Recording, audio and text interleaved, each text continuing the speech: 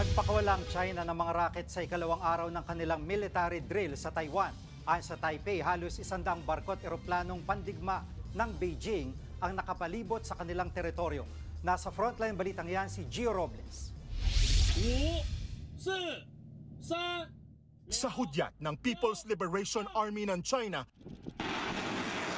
pinakawalan ang long-range live-fire rockets. Kita ang makapal at maitim na usok sa tinarget na lokasyon. Bahagi ito ng ikalawang araw ng military drills ng China sa bahagi ng Taiwan.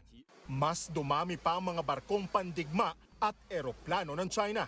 Halos 100 aerial at naval assets ng Beijing ang nagsasagawa ng live-fire rocket strikes. Sentro ng pagsasanay ang pag-atake sa mga pantalan at energy facilities pero walang binigay na detalye at lokasyon.